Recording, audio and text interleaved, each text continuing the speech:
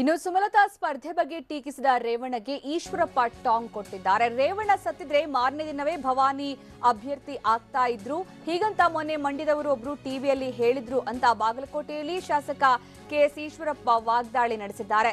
ರೇವಣ್ಣ ಹೀಗೆ ಅನ್ನಿಸಿಕೊಳ್ಳೋದಿಕ್ಕೆ ಹೇಳಿಕೆಯನ್ನ ಕೊಡ್ಬೇಕಿತ್ತ ಅಂತ ಅವರು ಪ್ರಶ್ನೆ ಮಾಡಿದ್ದು, ಇವರ ಪಾರ್ಟಿಯಲ್ಲಿ ಹಿಂದೆ ಈ ರೀತಿ ಮಾಡೇ ಇಲ್ವಾ? ಬಾಗಲಕೋಟೆಯಲ್ಲಿ ರೇವಣ್ಣಗೆ ಶಾಸಕ ಕೆಎಸ್ ಈಶ್ವರಪ್ಪ ಪ್ರಶ್ನೆಯನ್ನ ಕೇಳಿದ್ದಾರೆ. ಇನ್ನು ಶಾಸಕ ಕೆಎಸ್ ಈಶ್ವರಪ್ಪ ಬಾಗಲಕೋಟೆಯಲ್ಲಿ ತೀವ್ರ ವಾಗ್ದಾಳಿ ನಡೆಸಿದ್ದು, ಸುಮಲತಾ ಸ್ಪರ್ಧೆ ಬಗ್ಗೆ ಟೀಕಿಸಿದ ರೇವಣ್ಣಗೆ ಈಶ್ವರಪ್ಪ ಟಾಂಗ್ ಕೊಟ್ಟಿದ್ದಾರೆ. ರೇವಣ್ಣ ಸತ್ತಿದ್ರೆ ಮಾರನೇ ದಿನವೇ ಭವಾನಿ ಅಭ್ಯರ್ಥಿ ಆಗ್ತಾ ಇದ್ರು, ಹೀಗಂತ ಮೊನ್ನೆ ಮಂಡ್ಯದವರೊಬ್ರು ಟಿವಿಯಲ್ಲಿ ಹೇಳ್ತಾ ಇದ್ರು. ಬಾಗಲಕೋಟೆಯಲ್ಲಿ ಶಾಸಕ ಕೆಎಸ್ ಈಶ್ವರಪ್ಪ ಇದನ್ನ ಹೇಳ್ತಾ ವಾಗ್ದಾಳಿ ನಡೆಸಿದ್ದಾರೆ. ರೇವಣ್ಣ ಹೀಗನ್ನಿಸಿಕೊಳ್ಳೋದಕ್ಕೆ ಹೇಳಿಕೆಯನ್ನ ನೀಡಬೇಕಿತ್ತ ಅನ್ನುವಂತಹ ಪ್ರಶ್ನೆಯನ್ನ ಅವರು ಕೇಳಿದ್ದಾರೆ. ಇವರ ಪಾರ್ಟಿಯಲ್ಲಿ ಹಿಂದೆ ಈ ರೀತಿ ಮಾಡೇ ಇಲ್ವಾ ಅಂತ ಬಾಗಲಕೋಟೆಯಲ್ಲಿ ರೇವಣ್ಣಗೆ ಶಾಸಕ ಕೆಎಸ್ ಈಶ್ವರಪ್ಪ ಪ್ರಶ್ನೆ ಮಾಡಿದ್ದಾರೆ. ಜೆಡಿಎಸ್ ವರಿಷ್ಠ ದೇವೇಗೌಡರಿಗೆ 28 ಜನ ಮಕ್ಕಳು ಇಲ್ಲ, ಇದ್ದಿದ್ದರೆ 28 ಕ್ಷೇತ್ರಗಳಿಗೂ ಕೂಡ ಒಬ್ಬೊಬ್ಬರನ್ನ ನಿಲ್ಲಿಸ್ತಾ ಇದ್ರು. ದೇವೇಗೌಡರ ಕುಟುಂಬ ರಾಜಕಾರಣಕ್ಕೆ ಈಶ್ವರಪ್ಪ ಈ ರೀತಿ ವ್ಯಂಗ್ಯವಾಡಿದ್ದಾರೆ. ದೇವೇಗೌಡರಿಗೆ 14 ಜನ ಮಕ್ಕಳು ಇದ್ದಿದ್ರು ಕೂಡ ಒಳ್ಳೇದಾಗ್ತಾ ಇತ್ತು, ಸೊಸೆಯರು ಮಕ್ಕಳು ಸೇರಿ ಲೋಕಸಭೆಗೆ ಸ್ಪರ್ಧೆ ಮಾಡ್ತಾ ಇದ್ರು. ದೇವೇಗೌಡರಿಗೆ ಎಷ್ಟು ಮಕ್ಕಳಿದ್ದಾರೆ ಅಂತ ನನಗೆ ಗೊತ್ತಿಲ್ಲ ಅಂತ ಕೂಡ ಬಾಗಲಕೋಟೆಯಲ್ಲಿ ಬಿಜೆಪಿ ಶಾಸಕ ಈಶ್ವರಪ್ಪ ಹೇಳಿಕೆಯನ್ನ ಕೊಟ್ಟಿದ್ದಾರೆ.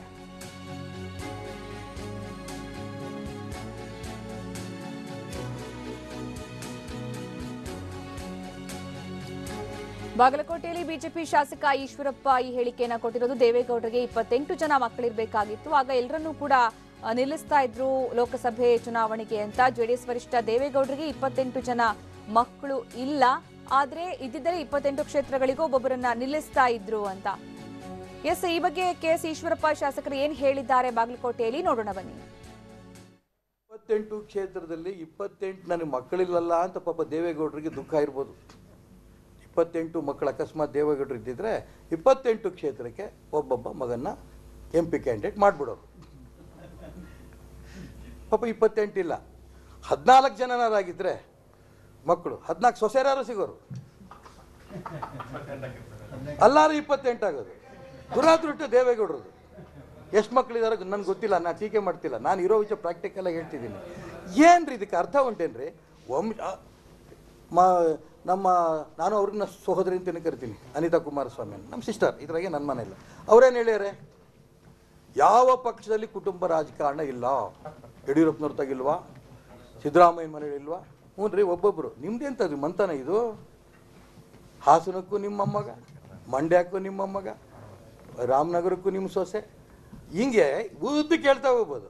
28 ಕ್ಷೇತ್ರದಲ್ಲಿ 28 ನನ್ನ ಮಕ್ಕಳು. ಈ ಬಗ್ಗೆ ಹೆಚ್ಚಿನ ಮಾಹಿತಿ ನೀಡ್ತಾರೆ ನಮ್ಮ ಪ್ರತಿನಿಧಿ ರವಿಮುಖಿ. ಶಾಸಕ ಕೆಎಸ್ ಈಶ್ವರಪ್ಪ ಇವತ್ತು ಸ್ಟ್ರಾಂಗ್ ಆಗಿ ತರಾಟೆಗೆ ತೆಗೆದುಕೊಂಡಿದ್ದಾರೆ HD ರೇವಣ್ಣ ಅವರ ಹೇಳಿಕೆಗೆ ಸಂಬಂಧಪಟ್ಟಂತೆ. ಏನೇನು ಹೇಳಿದ್ರು?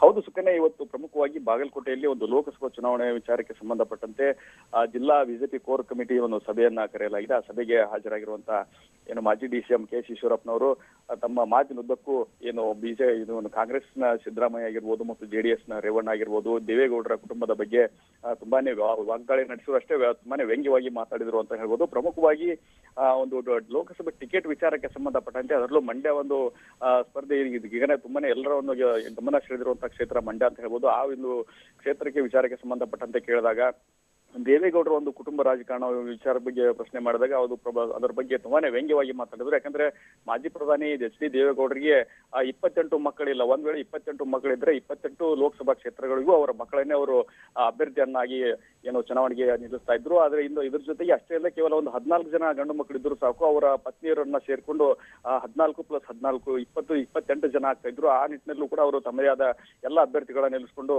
ಅವರು ಚುನಾವಣೆಗೆ ಸ್ಪರ್ಧೆಯನ್ನು ಮಾಡುವಂತ ಕೆಲಸ ಮಾಡ್ತಾ ಇದ್ರು. ಆ ಮಟ್ಟಿಗೆ ಒಂದು ಕುಟುಂಬ ರಾಜಕಾರಣ ಅವರು ಮಾಡ್ತಾ ಇದ್ದಾರೆ ಅನ್ನೋ ಮಾತಿನ ಮೂಲಕ ತುಂಬಾನೇ ಅವರು ಕುಟುಂಬ ರಾಜಕಾರಣವನ್ನ ಅಲ್ಲಗಳೆದ್ರ ಜೊತೆಗೆ ಅವ್ರ ವಿರುದ್ಧ ಹರಿಹಾಯ್ದ್ರು ಅಂತ ಹೇಳ್ಬೋದು. ಇನ್ನು ಸುಮಲತಾ ಬಗ್ಗೆ ಏನು HD ರೇವಣ್ಣ ಅವರು ಏನೋ ಹೇಳಿಕೆ ಕೊಟ್ಟಿದ್ರು, ದಂಡ ಸತ್ತು 1 ತಿಂಗಳಾಗಿಲ್ಲ, ಆಗ್ಲೇ ಇವರಿಗೆ ಚುನಾವಣೆ ಬೇಕಾ ಅನ್ನೋ ನಿಟ್ಟಿನಲ್ಲಿ ಏನು ಎಚ್ ಡಿ ರೇವಣ್ಣವರು ಮಾತಾಡಿದ್ರು. ಆ ವಿಷಯಕ್ಕೂ ತುಂಬಾನೇ ಖಡಕ್ ಆಗಿ ಉತ್ತರಿಸಿದಂತ ಈಶ್ವರಪ್ಪನವರು ಅವ್ರ ವಿರುದ್ಧ ಕೂಡ ಹರಿಹಾಯ್ದ್ರನ್ನ ನಾವು ಗಮನಿಸಬಹುದು. ಯಾಕಂತಂದ್ರೆ ಯಾವುದೇ ಆಗಲಿ ಒಬ್ಬ ಹೆಣ್ಣು ಮಗಳಿಗೆ ಆ ರೀತಿ ಮಾತನಾಡುವುದು ಸರಿಯಲ್ಲ, ಅದು ಅವರ ಸಂಸ್ಕೃತಿಯನ್ನು ತೋರಿಸುತ್ತೆ ಅನ್ನೋ ಒಂದು ಮಾತನ್ನ ಹೇಳೋದ್ರ ಮೂಲಕ ಈ ರೀತಿ ಯಾವುದೇ ಕಾರಣಕ್ಕೂ ಮಾತನಾಡಬಹುದು. ಕೂಡಲೇ ಅವರ ಕ್ಷಮೆಯನ್ನು ಅವ್ರು ಕೇಳಬೇಕು, ಸುಮಲತಾ ಅವರ ಕ್ಷಮೆಯನ್ನ ಎಚ್ ಡಿ ರೇವಣ್ಣ ಅವ್ರು ಕೇಳಬೇಕು. ಇನ್ನೊಂದು ಇವರು ಮಹಿಳೆಯರಿಗೆ ಈ ರೀತಿ ಮಾತಾಡ್ತಾರೆ, ಇನ್ನೊಂದು ಕಡೆ ಇವರ ಪಕ್ಷದಲ್ಲಿ ತೆನೆ ಹೊತ್ತ ಮಹಿಳೆ ಏನಿದ್ದಾಳೆ, ಒಂದು ಮಹಿಳೆಯ ಸಿಂಬಲ್ ಇಟ್ಕೊಂಡಿದ್ದಾರೆ.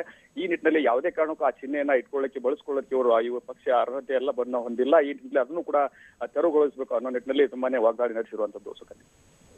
ಧನ್ಯವಾದ ರವಿಮುಖಿ.